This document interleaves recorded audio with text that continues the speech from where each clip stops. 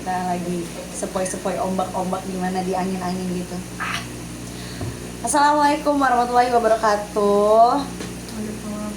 Oke, jadi perkenalkan sebelumnya nama saya Evia Dikta Ramadhani. Saya Eni Prendis Manual. Saya Farah. Saya di sini sebagai host dan ini semua narasumber saya. Tepuk tangan dulu, tepuk tangan. Guys ya. Sepi. Oke. Jadi seperti yang sudah ditugaskan dari lalu-lalu bulan lalu, dimulai dari kita membuat makalah, terus riset-riset melalui buku-buku ya, terus juga jurnal-jurnal ya. Jadi topik yang kita bahas adalah mengenai Muhammad Natsir. Oke, sebelumnya gimana sih perasaan kalian waktu pembuatan makalah ini, terus kayak mencari tahu tentang Muhammad Natsir? Mau dari siapa dulu nih? Bebas, dari mana-mana aja. Emang ada apa sih? Dari saya dulu ya. Boleh. Menurut saya rada panas ya, agak kenapa ada tuh? pecah-pecahnya dikit.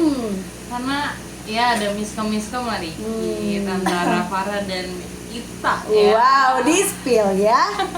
Nah, kalau dari Menurut Farah Farah sendiri gimana nih? Santai aja. Santai Saya juga aja. manusia. Iya, bingung ya, bingung. Salah. Jadi kata-kata dari Farah, jika kalian bingung maka diamlah, tidak usah bertanya. Itu benar. Oke, ada struggle gak sih selama kita nih pembuatan makalah ini? Ada lah itu tadi. Pasti emang ada struggle ya, nggak mungkin gak ada struggle. Ya terutama ke mereka berdua. Iya. Ya itu Tapi struggle banget. Tapi akhirnya kita semua menemukan jalan tengahnya dan Masya akhirnya Allah. selesai juga.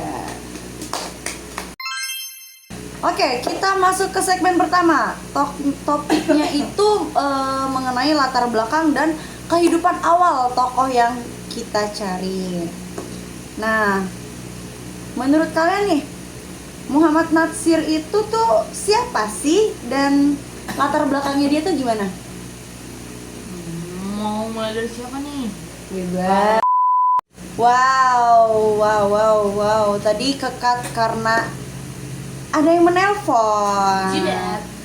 Perhatian banget ya ibunya, Masya Allah. Oke, kembali ke topik. Kembali ke laptop. Siapakah Muhammad Natsir dan bagaimana latar belakang keluarga serta masa kecilnya?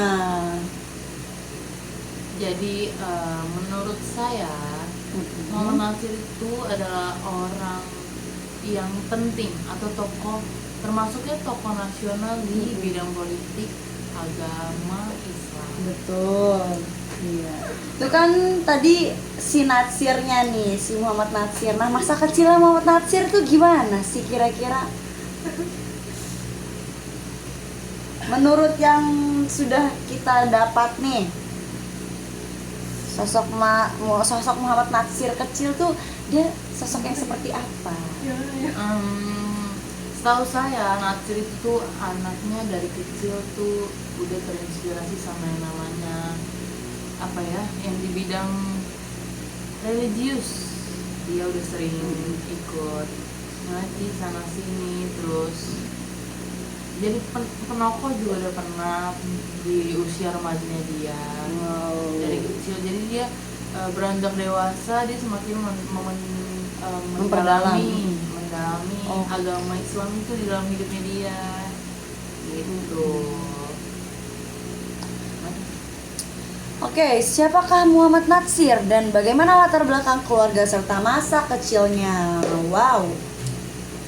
Jadi Natsir ini berasal dari keluarga Minangkabau. Wow, Padang ya. Padang. Sumatera Barat. Nasi Iya. Padang. Oke. Dia juga agamanya kuat. Sedari kecil udah diajari, dipegang teguhkan dengan agama ya, pendidikan agama. Soalnya kalau nggak salah dia anak Al Azhar dulu. Oh, sekolah di Al Azhar. Pasti agamanya kuat banget Iya. tuh di Al Azhar. Lagi nama ayahnya ada Sultan. Wow. Sultan. Sultan siapa sih? Kalau boleh tahu nih, Sultan siapa sih kepanjangannya? Namanya tuh Muhammad Idris Sultan Saripado. Ada unsur-unsur kerajaannya kayaknya. Kayaknya ya. Namanya Sultan ya, Sultan. Oke. Kalau menurut Eni, Apa nih? gimana sih si Muhammad Natsir ini? Siapa sih Muhammad Natsir kalau menurut Eni? Menurut saya Nasir itu tuh termasuknya sih pahlawan ya. Pahlawan nggak sih? nasional sih. Pahlawan nasional. Iya. Yang tapi dia tuh bisa dibilang Terfokus. pahlawan yang fokusnya jadi dua. Kenapa tuh? Satu di bidang politik. Mm-mm. Yang kedua dia juga ikut berperang ternyata. Wow. Ya, di bagian mana ya saya nggak tahu, cuman dia ikut berperang, tapi membawa nama Islam Indonesia juga. Wow, Jadi dia keren perang banget. sekalian membawa nama Islam di Indonesia juga. Oh, jadi memperkenalkan si agama Iya, Islam ini ya ke di dunia. negeri penjajah. Gitu. Oke. Next, pertanyaan kedua itu ada bagaimana perjalanan Natsir dalam menuntut ilmu baik di dalam negeri maupun di luar negeri. Wow, berarti dia sempat bersekolah di luar negeri nih. Iya. Nah, kalian tahu nggak sih dia menuntut ilmu di luar negeri itu di mana sih? Dia tuh di Al-Azhar Mesir. Wow, ternyata Jadi Al-Azhar sampai ke Mesir ya, nggak cuma di Indonesia nih. Nggak cuma di Indonesia. Wow. Dia Al-Azhar tingkat yang di luar gitu. Wow, mendunia Al-Azhar banget. pertama yang di Mesir. Oh iya, kok dia Kelihatan ngomong banget ya. ya. Emang gitu. Kenapa Membiarkan ngomong? teman-teman kelihatan ngangong-ngangong ya. Wah. Kan kita udah so asik loh. So asik Boleh banget. kasih tahu. Nah, Terus apa sih yang kayak dia dapet tuh dari Berarti dia si termasuknya anak yang angkatan pertama lah ya. yang enggak juga lah. Pertama enggak juga. Baru-baru lah maksudnya pada zaman Iya. itu. Iya. Masih zaman Alden. penjajah. Zaman itu udah sampai ke Bisa Mesir tuh sekolah. hebat banget ya. Mm-mm. Sekolah berarti wah keren. Pasti ternama tuh Al-Azhar di Mesir. Pasti dia ada dapat pengalaman baru ya, apalagi di negeri orang nih. Terus apa sih yang kalian tahu nih dari si perjalanan pendidikannya si Muhammad Natsir? Jadi dari sepanjang perjalanan pendidikannya tuh jadi ngebentuk pemikiran Muhammad Natsir tentang peran Islam di negara Indonesia ini. Terus Natsir aktif di Masyumi dan Muhammadiyah dan mempengaruhi pemikiran politik sosial dan pendidikan di Indonesia. Wow, jadi dia mengikuti politik tapi dengan berbau, maksudnya apa ya, membentuk pandangannya tentang Islam dalam pembangunan negara ya. Segmen kedua, perjalanan karir dan pemikiran. Apa motivasi utama Muhammad Natsir terjun ke dunia politik? Kenapa sih dia bisa terpikirkan untuk masuk ke dunia politik ini? Ada apa sih memang di politik Indonesia ini? Jadi karena dia dari kecil udah jadi penokoh di agama Islam, jadi dia tuh punya ketertarikan di bidang politik, untuk masuk ke bidang politik, untuk kayak dia pengen tuh ada niat untuk memotivasi anggota-anggotanya, masyarakat lewat politiknya dia. Dengan masuk politik, dia mau bikin orang tuh jadi kayak termotivasi sama agama Islam. Jadi nilai-nilai yang dia tahu tentang agama Islam dia istilahnya kayak disebarkan lah ke orang-orang yang masih belum tahu. Jadi Sungguh mulia. iya, Masya Allah ya. Masya Allah. Jadi Natsir tuh bisa dibilang tokoh yang sangat taat banget agama ya. Terus bisa juga dibilang kayak penyebar agama Islam juga bisa, karena dia menyebarkan hal-hal yang positif juga tentang Jadi agama melalui Islam. politik ini ya, sekalian Iya, menyebarkan agama Islam. pasti. Oke. Nah, visi Muhammad Natsir ini tentang hubungan antara balik lagi Islam dan hubungan Islam dan negara dalam konteks Indonesia itu tuh bagaimana ya? Jadi visinya Muhammad Natsir tuh apa sih tentang hubungan Islam dan negara dalam konteks Indonesia? Jadi Natsir tuh mau Indonesia dibangun berdasarkan nilai-nilai Islam tanpa menjadikan Islam sebagai agama negara.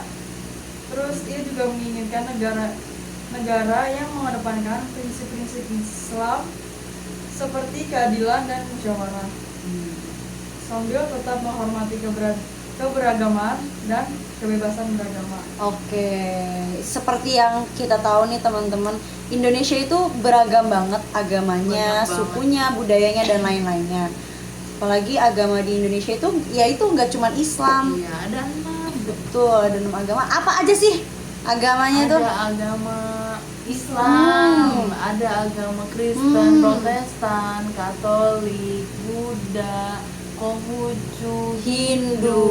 Wow. Jadi Natsir ini tidak memaksa warga Indonesia untuk menganut agama Islam doang. Jadi kayak dia menyebarkan tanpa ada pemaksaan. Oke, keren banget ya. Iya, benar banget Natsir.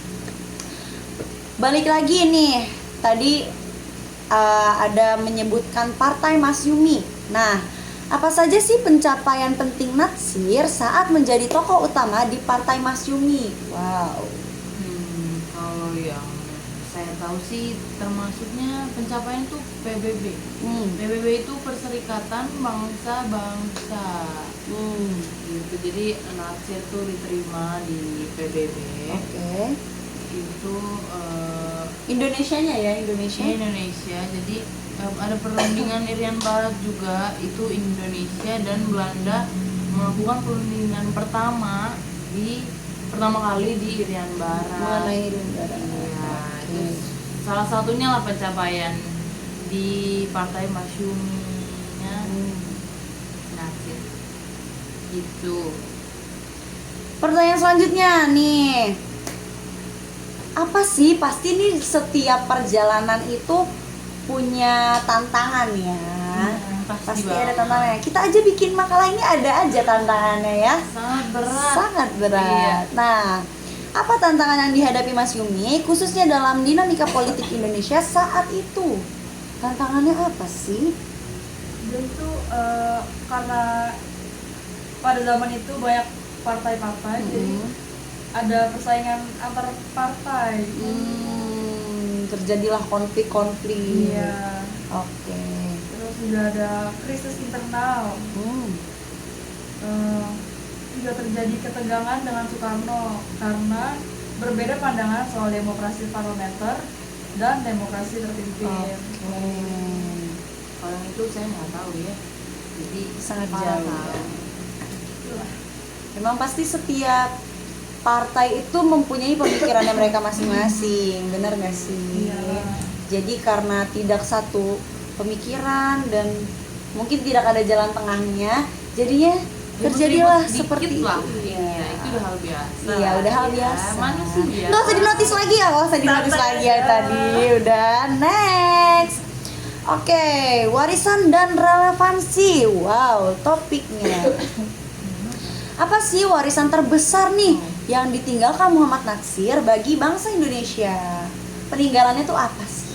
Warisannya tuh apa sih? Jadi warisan terbesarnya Muhammad Natsir itu buat Indonesia itu ada Mosi Integral Natsir. Mosi ini berhasil menyatukan kembali Indonesia dari bentuk negara serikat atau Republik Indonesia Serikat (RIS) menjadi negara kesatuan Republik Indonesia. Jadi dari RIS ke NKRI. Wow. Yang lebih menyatu. Sampai saat ini ya NKRI. Wah, warisan. Harga mati. Coy. Natsir, Muhammad Natsir, Masya Salah Allah. satunya Natsir. Jadi warisan itu, jadi RIS bisa ya ke NKRI sekarang itu karena ada ikut campurnya Campur tangannya Muhammad Natsir. Wow, benar-benar berjasa banget. Ya. Oke. Nih, pertanyaan terakhir, the last question. Menurut kalian berdua, apa yang bisa generasi muda saat ini nih pelajarin dari sosok Muhammad Natsir? Yang pertama nih yang menurut saya ya, yang pertama tuh dari segi religiusnya. Itu tuh patut banget dicontohin karena kita kan di Indonesia ini tergolongnya negara yang banyak menganut agama Islam ya. Iya, mayoritasnya. Iya, ya, mayoritasnya. Islam. Jadi jangan cuma menganut tapi juga dipelajari kayak Natsir kan dia Memperdalam ilmu agama ya. diperdalam terus jadiin apa ya, dia istilahnya jadi motivator juga buat yang lain yang Melalui belum bisa politik ini mengenal ya. agama. Jadi bisa jadi Betul, contoh lah. Jadi anak muda zaman sekarang bisa melihat sisi positifnya Natsir dari religiusnya, setianya dia sama Allah gitu. Masya Allah. Masya Allah. Balik lagi. Pribadinya Natsir itu pribadi yang seperti apa sih? Dia tuh punya semangat belajar yang tinggi. Wow. Nah. Di bidang pendidikan ya. Pantes ya ke luar negeri bisa Iya, sampai ke Mesir di zaman itu loh, di zaman yang maksudnya masih terbatas ya, Iya. nggak semua Terbatas nggak banget. nggak semua masyarakat Indonesia tuh bisa Keluar mampu negeri. menempuh pendidikan sampai ke luar negeri. Iya. Balik lagi kayaknya karena orang tuanya juga nggak sih Iya. mempunyai peran penting juga mungkin di masa itu kita belum mencari tahu Ada soal yang itu mendorong ya. dia juga. Karena kalau di zaman dulu itu kan kalau misalkan orang tuanya punya nama seperti kayak dia itu kayak sultan, kerajaan-kerajaan gitu, anaknya itu pasti dia bisa menempuh pendidikan gitu. Iya, istilahnya lebih tinggi lah. Jadi Iya, lebih tinggi dibandingkan dari masyarakat yang masyarakat lain. lainnya. Gitu. Nah, ternyata tadi itu bukan terakhir, tapi ada lagi yang terakhir. Jika Muhammad Natsir masih hidup saat ini, apa pandangan beliau terhadap situasi politik dan sosial Indonesia? Wow. Gimana nih? Pandangannya gimana nih lah? Kalau boleh. Mungkin ya kalau beliau masih hidup nih, mungkin Muhammad Natsir akan menyuarakan perlunya integrasi nilai-nilai Islam dalam kebijakan politik, namun dengan pendekatan yang tidak mengarah pada bentuk negara agama atau teokrasi. Oke. Berarti sepenting itu ya nilai-nilai dalam agama Islam ya. Dalam negara Iya, ya. dalam negara, apalagi negara Indonesia. Emang kita semua nih harus berpegang teguh dengan Iya. yang kita percayai. Walaupun kita beda-beda Walaupun keyakinan. kita beda-beda. Contohnya kita. Iya, saya Kristen sendiri. Oke, kesimpulannya adalah Muhammad Natsir itu berarti dia sosok pahlawan nasional yang ikut dalam bidang politik yang sambil mempengaruhi nilai-nilai agama. Dia ikut juga berjuang dalam kemerdekaan ini. Iya, betul banget. Jadi dimulai dari keluarganya yang ternyata memang semua keluarganya itu berpegang teguh dengan agama, memperdalam agama, sehingga oh iya, kebetulan ayahnya juga penulis loh, jurnalis, juru tulis di kantor kontroler di Maninjau pada saat itu, pada tahun